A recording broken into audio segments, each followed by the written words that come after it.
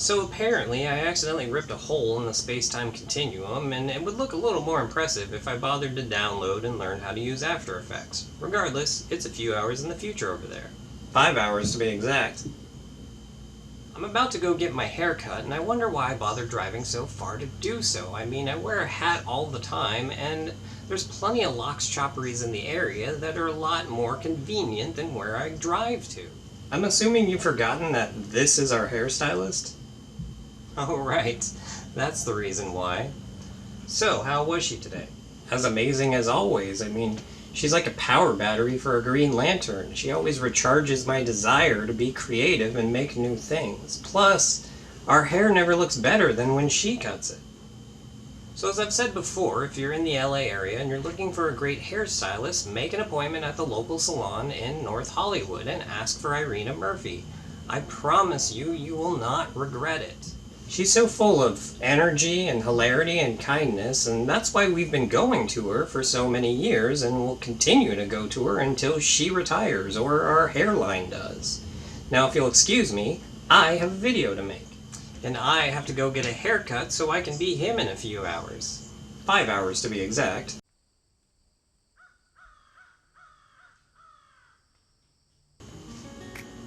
Wait, what?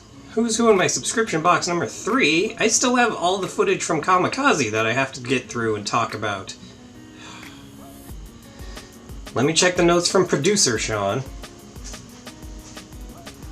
Let's check the old iPad here. Yes, I understand the Carrie Keegan video went long and it ended up splitting the Kamikaze video into 2. However, I wanted to do something special for this video since it is our number 20. Who's our? There are 2 very important YouTubers who I would like to talk about in this video. Okay. You will need 2 things in order to do this. 2 things. Okay, what are they? Number 1, grab your VidCon hat. Okay. I mean, I've worn it in countless other videos before, I might as well wear it now. Number 2, grab a chair. Grab a chair. Okay.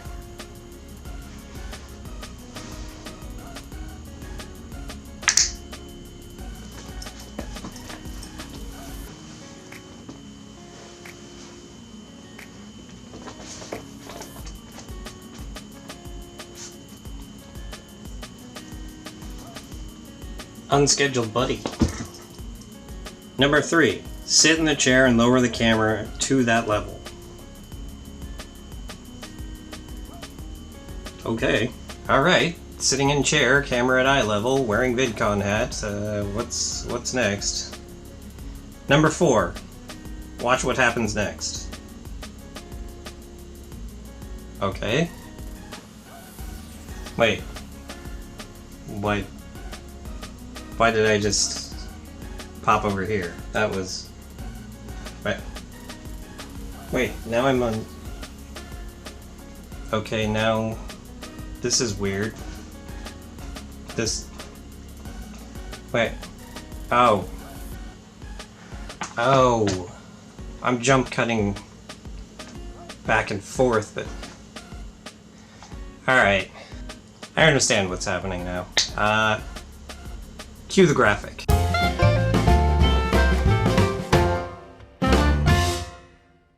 Good evening, Hank and John, or as John prefers to say it, John and Hank. It is Saturday. So it occurs to me that I bring you guys up a lot, considering I often wear my VidCon hat in these videos, and I pretty much exclusively refer to the description box as the doobly-doo.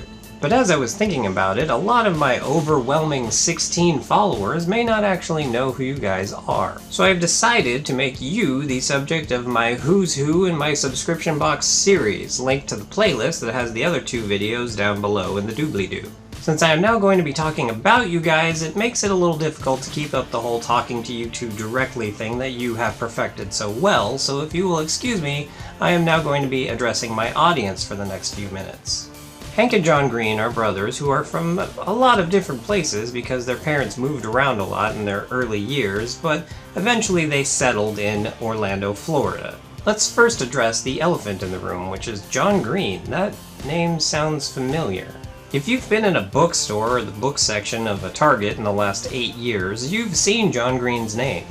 He is the author of 3 hugely successful young adult novels, Looking for Alaska, The Fault in Our Stars, and Paper Towns, the latter 2 of which were made into major motion pictures, which were quite successful. Now that that's out of the way, let's move to where I know him from. Let's start with Mental Floss, which is an online magazine that has a successful YouTube channel that has very informative videos. One of the programs on the Mental Floss YouTube channel is The List Show, which is hosted by John Green. Basically, each episode has a topic, and then there is a list of things about this topic. The various topics have included, here let me take a look, 28 things you didn't know about the Beatles, or 25 Halloween life hacks, or 44 fun facts about birds, or 31 weird discontinued products, or 26 facts about magic. It's all very interesting and it's very rapid fire. These videos are usually like 7 to 10 minutes long, and it's just packed with information and interesting facts that you didn't know. Other programs on this channel include Misconceptions, which is basically like The List Show, but it only deals with misconceptions about the topic at hand, and The Big Question, which viewers write in a question and then they answer it, and it's usually very interesting things, and I highly recommend watching these. They're all entertaining and they're all very informative, and they're nice little bite-sized chunks. Like, they usually don't go more than 10 minutes, unlike some other people's videos, who I won't name. Hank Green is a musician and the frontman of, I think they decided it is a nerdcore punk band called Hank Green and the Perfect Strangers. He also runs the day-to-day operations of their company, which I will be getting to a little bit later in this video, and another interesting thing is he invented 2D glasses. Now you may be asking yourself, why would anyone need 2D glasses? Well, let's first talk about how 3D movies work. You see, no pun intended, there are 2 images of the same movie being projected on the screen at the same time that are slightly askew from each other. If you've ever taken off the 3D glasses when watching a 3D movie, you've seen this. You've seen what this looks like. 3D glasses work by filtering out one of the images in one eye and the other image in the other eye. This was done originally by having one of the images tinted blue and the other tinted red, and then that's why original 3D glasses were red and blue. Well, not everyone can actually see 3D movies properly due to various eye conditions like amblyopia and strabismus. I didn't want to have to try and pronounce those words. But say their friend or partner wants to go see a 3D movie. Well, that's where the 2D glasses come in. They're basically like a pair of 3D glasses, but they have the same lens in one eye. So it would be like with the old 3D glasses if you had 2 blue lenses or 2 red lenses. And this way, they can enjoy the film and still see it just as one single image instead of the 2 overlapping images, and their friends and family can still enjoy the 3D effects. But enough about them individually, let's talk about Brotherhood 2.0. John was born in 1977 and Hank was born in 1980, so they are roughly 3 years apart. When John was a teenager, he went off to boarding school and then off to college, so they ended up drifting apart. In their late 20s, they decided to start the Brotherhood 2.0 project, which was basically they were going to cease all text-based communication for 1 year, and they would communicate via posting video blogs on their website and YouTube every weekday. On January 1st, 2007, Hank uploaded the first video. The next day, John uploaded a reply to that video, and so on and so forth every weekday until December 31st, 2007. They found that they enjoyed doing this so much that they continued to do it, however, there were a few changes. First, they changed the name of it from Brotherhood 2.0 to the Vlogbrothers. And instead of posting a video every single weekday, they each post 1 video a week. John every Tuesday, Hank every Friday. They have continued to do so to this day, and they currently have almost 3 million subscribers. They ended up starting a company together that makes educational videos which are posted on YouTube and was recently renamed to Complexly. They make shows such as SciShow, SciShow Kids, and Crash Course. SciShow is basically people ask science questions and they answer them. They're in like 4 to 10 minute spans, and they're all very interesting. Let's bring up the old list here and see like some of the videos that they've done. There's Saving the Elephants with Carbon Dating and the Science of Hypnosis and What Really Happened with Typhoid Mary, Spinach That Detects Explosives, Weird Places, the Glowing Blue Lava at Kawaii Jien? I don't know how to pronounce that because I didn't watch that video. There's SciShow Quiz Show, there's Am I Really a Visual Learner? It's all very interesting stuff, and as I said, that's, it's nice little bite-sized chunks that are very informative. You'll hear me say this a lot. Bite-sized chunks that are very informative. That's what they are really good at making. Crash Course is a show that has various series about different individual topics, and then each video within that topic will break down a different part of it. My personal favorite is the one that is entitled Crash Course Games. It is mostly about video games, but it also gets into other things like sports and tabletop gaming and collectible card games and just card games in general. And that's just the online video portion of what they do. Now let's get into the conventions. In 2010, Hank and John decided that there should be a convention for YouTubers and their fans to meet up. This first convention was held in the Hyatt Regency in Los Angeles, and 1,400 people showed up. The 7th annual edition of this convention was held this last July in Anaheim at the Anaheim Convention Center for the 5th year in a row. 25,500 people showed up. The name of this convention is obviously VidCon.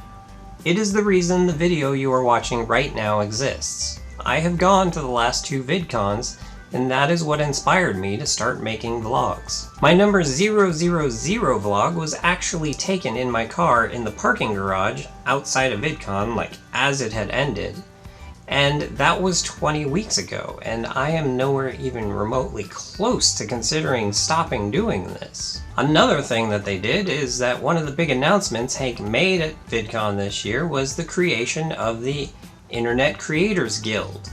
It is a, get this, guild for internet creators. Basically, it's just a resource for content creators to speak with other content creators and get access to a bevy of information from experts that have been doing this for a long time. I personally haven't looked at all the information on there, but I have listened to the podcasts that are hosted by Hank, where he talks to various creators about what got them into online video and things that they have run into and challenges they have had, and all these various different things about online video making in general. The first guest of which was a former Who's Who in My subscription box alum, Grace Helbig. And speaking of podcasts, they have a podcast called Dear Hank and John, which, if I remember the tagline correctly, is a comedy podcast about death in which they give dubious advice and tell you the latest news from Mars and AFC Wimbledon.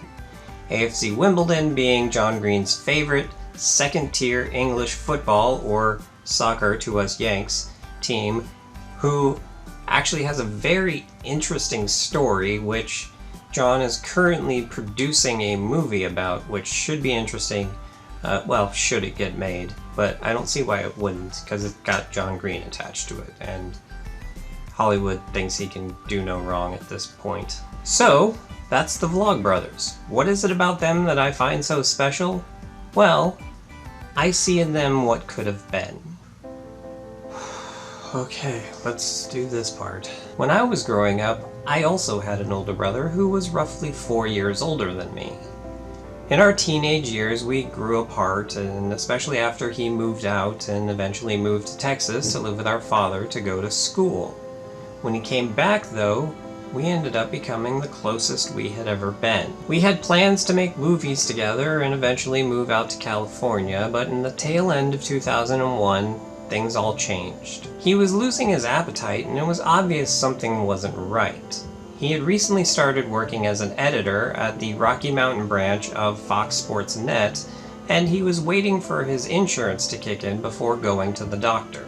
He finally did get to the doctor, and we found out it was cancer. He started on chemo, and things started to look up. One day in February, he ended up having the best day he had had since he got diagnosed. Unfortunately, the next night would prove otherwise. I got a call from my mom saying that I needed to go to his house and help his girlfriend get him to the hospital. Once we got there, he was put in the emergency room, and eventually we were put into one of the smaller family waiting rooms so that we weren't in the waiting area with all of the other people. And in the middle of the night, on February 2nd, the doctor came in and told us that he was gone. 2202 will always be the worst day of my life, and not just because I lost someone so important to it, but I also lost so much potential for it. It has taken me almost 15 years to finally reach a point where I'm ready to try and make a go at this business of entertainment. And so, Hank and John, I go back to addressing you directly. That is why your work is so important to me, because it helps fill that empty, aching hole that's inside of me that would be filled by brotherly love. If I ever get the chance to meet you and tell you this in person, I will probably start breaking down, and so that is why I'm hoping that you're watching this. It'll make it much easier to get this message to you. Thank you for all the entertainment you've given me, and thank you for all the education you've given me, and most importantly, thank you for VidCon, which has given me my new purpose in life. So with that, John, I will see you on Tuesday, Hank, I will see you on Friday, and everyone else, have a good however long it is until you watch my next video.